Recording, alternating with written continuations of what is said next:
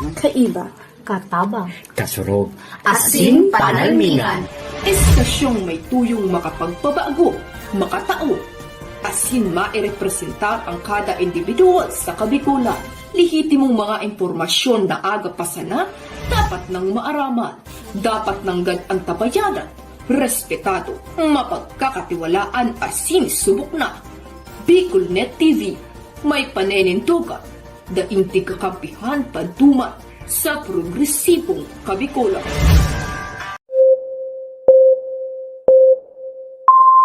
kaiba, katabang, kasurog, Asin panalmingan. Estasyong may tuyong makapagpabago, makatao. Asin mairepresentar ang kada individual sa kabikulan.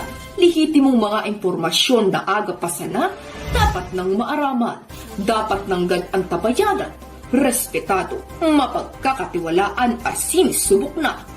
Bicolnet TV, may panenintugan, daintig kakampihan padumat sa progresibong kabikulan.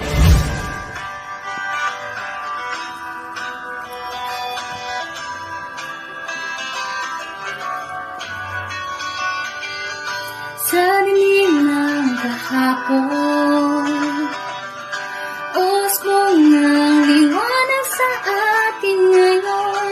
Estasyong magmumulat sa Bicolano, magbibigay pag-asa sa ating puso.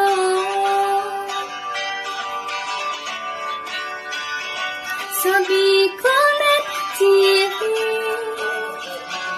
hatid ay serbisyo, balitang purong-puro at para mismo. Marami nang natulungan, marami nang napagsilbihan. Maghahatid ng karunungan, maghahatid ng katotohanan. Dito lang yan sa Bicolnet TV. Bicolnet TV. kaiba, katabang, kasurog, Asin panalmingan.